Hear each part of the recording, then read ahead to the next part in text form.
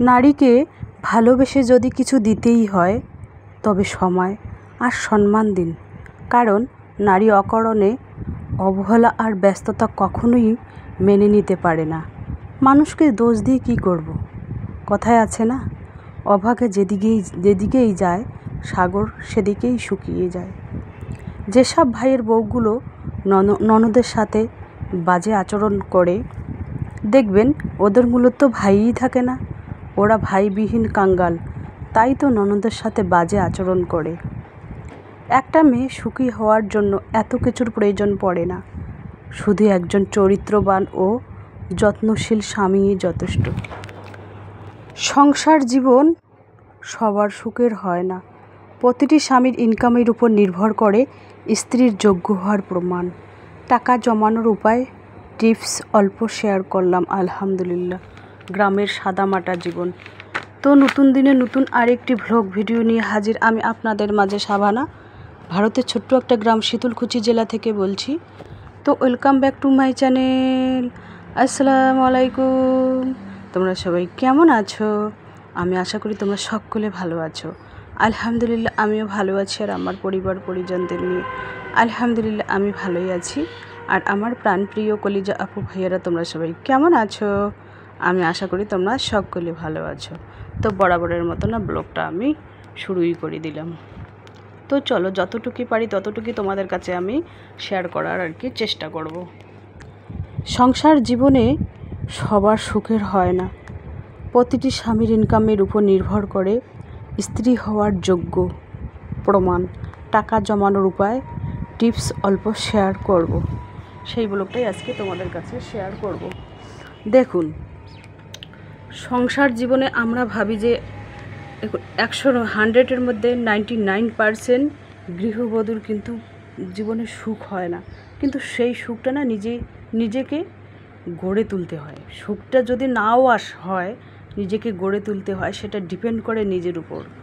দেখুন, আমরা যেহেতু মধ্যবিত্ত পরিবারে, তাই তো কথাটা তো মানে আমি আমার ক্ষেত্রেই বলছি। আমাদের সংসারে যেরকম নুন আনতে পন্থা ফুরায়, একবেলা যদি মাছ মাংস খাই আর একবেলা ভর্তা ভাতও খেতে হয়, আর একবেলা আলু সিদ্ধ ভাতও খেতে হয়, একবেলা মাছ মাংসও খেতে হয়। এই সমস্ত যদি ছোটোখাটো বিষয় মেনে চলতে পারো তাহলে কিন্তু জীবন সুখের হয়। আর যদি মেনে চলতে না পারো তাহলে জীবন নরকের থেকেও বেশি নরক মনে হয়। নিজেকে গড়ে নিতে হবে আর কি, নিজেকে গড়ে নিতে হবে। টাকা জমানোর উপায় টিপস অল্প। দেখুন, টাকা জমানোর টাকা আছে, তোমার দাম আছে, মূল্য আছে, সম্মান আছে, যশ আছে, ভালোবাসা আছে, স্নেহ আছে, মায়া মমতা সমস্ত টাকার মাঝখানেই লুকিয়ে আছে। টাকাকে যদি আমরা সম্মান করতে পারি তাহলে টাকাকে যদি আমরা সঞ্চয় করতে পারি বা জমাতে পারি তাহলে পৃথিবীতে 100-এর মধ্যে 99টা সুখ হাতের মুঠোয় হাসিল করতে পারবো। কিন্তু টাকাকে যদি আমরা সঞ্চয় করতে না জানি, সেভ করতে না জানি, তাহলে সুখ তো দূরের কথা, সারা জীবন কষ্টেই কাটতে হবে। আর একটা কথা, প্রত্যেক ছেলে হোক আর মেয়ে হোক, প্রত্যেকেরই ক্ষেত্রে বলছি আমি, 30 বছর যখন পার হয়ে যায় তখন কিন্তু একটা সংসারের প্রতি মায়া মমতায় একটা অন্যরকম একটা ফিলিংস জন্ম হয় যে আজ আমরা খাটতে পারছি, ইনকাম করতে পারছি, কাল হয়তো নাও খাটতে পারবো, কাল হয়তো বয়স হতে পারে, বুড়ি হয়ে যাব, তখন তো ইনকাম করতে পারবো না, তখন তো ডিপেন্ড করতে হবে ছেলে মেয়ের উপর, তাই না? মেয়েকে বিয়ে দেবো, শ্বশুরবাড়িতে চলে যাবে, ছেলে বউ থাকবে। তো সেই জন্য যদি টাকা আমরা যদি এখন থেকে একটু একটু করে সঞ্চয় করে রাখি, তাহলে যখন আমাদের বয়স হবে না তখন ছেলে বউ বা মেয়ে জামাই আমাদের মাথায় করে রাখবে। আর টাকা যদি জমাতে সঞ্চয় করতে না পারি, যদি কিছুই দিতে না পারি, ওরা তো মুখের উপরে বলে দিবে ছেলে মেয়ে যে হ্যাঁ আমাদের কি দিয়েছো, কি করেছো আমাদের জন্য, তো খেতে চাও, পড়তে চাও, এইরকম একটা মানে চোখে চোখ মিলিয়ে এমন কথা বলবে, তখন নিজের চোখের জল আমরা আর ধরে রাখতে পারবো না। এটাই বাস্তবে যেটা, সেটাই আমি তুলে ধরি তোমাদের কাছে। আমার ব্লগ কিছুটা হলেও তোমাদের কোনো না কোনো অংশে ভালো লাগলে লাইক কমেন্ট সাবস্ক্রাইব করে দিয়েন। কারণ আমি জানি না, আমি তো ছোট ইউজার, ছোট ইউটিউবার, আমি জানি না আমার ব্লগগুলো তোমাদের কীরকম লাগে। আমার যেটাই ন্যাচারাল ব্লগ সেটাই আমি শেয়ার করি। কালকে থেকে না মনটা খারাপ, এই কারণে খারাপ, হাজব্যান্ড আমাকে বলেছে যে আমার বাড়ির চার দেওয়াল তুমি দেখাবা না, কারণ আমার বাড়ি ঘর এখনও ভাঙাচুরা, এই সমস্ত ভাঙাচুরা বাড়ি ঘর দেখাবে না, দরকার হয় ব্লগ বন্ধ করে দাও, আমাকে এরকম ডাইরেক্ট মুখের উপর বলে দিয়েছে। সেই জন্য মনটা খুবই খারাপ। তো বলছি যে না ঠিক আছে, তোমার চার দেওয়াল মানে রুমের ভিতরে আমি যতটুকু সংসারে কাজকর্ম করি অতটুকুই শেয়ার করব, বাদ বাকি বাইরের যে মানে আমাদের আঙ্গিনা টিনের চালি ওইগুলো তো শেয়ার করব না। তো এরকম মনটা সেই জন্যই খুব খারাপ, কারণ ইউটিউবে এসেছি, হাজব্যান্ডের কথাও ঠিক আছে, ইউটিউবে 3 বছর আর 1 বছর 4 বছর থেকে কাজ করতেছি, কোনো এখনও সাকসেস পাইনি। তো জানি না উপরওয়ালা কতদূর কী করবে। তোমরা যদি আমাকে একটু হলেও সাপোর্ট করো তাহলে একটু হলেও আমি এগিয়ে যেতে পারবো। এখনও আমার চ্যানেল মনিটাইজেশন হয় নাই, কারণ এখনও মানে 300 বাকি আছে আর কি, জানি না কবে হবে। মানে এভাবেই করতেছি, মানে ছাড়তেও পারতেছি না, কি যে বলবো, মানে ছেলে মেয়ে হাজব্যান্ড সবাই আত্মীয় স্বজন সবাই ছাড়তে বলে। আগে তো হাজব্যান্ড তাও সাপোর্ট করছিল, এখন টোটাল করে না। তো হাজব্যান্ড বলছিল যে ফেস না দেখিয়ে ব্লগ করবে, ফেস ওনার কথা মতোই ফেস না দেখিয়ে ব্লগ করতেছি, তবুও ওনার সাথে কোথাও গেলে ওনাকে তুলতে দেয় না, ওই জন্য কোথাও ওনার সাথে গেলে আমি ব্লগ করি না।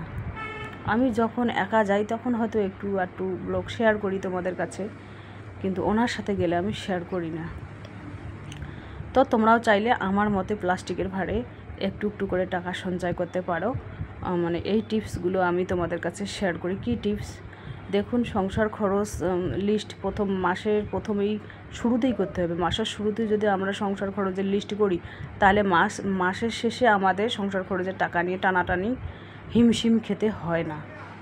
মানে ব্রেন বুদ্ধি খাটিয়ে কিন্তু সেই সংসারের হালটা তোমাকেই ধরতে হবে, হাতের মুঠ শক্ত করতে হবে, তবে সংসার পরিচালনা অল্প ইনকামেও করতে পারবে। আর যদি হাতের মুঠ শক্ত না করো তো বেশি ইনকামেও সেই সংসারটা সুখের হয় না।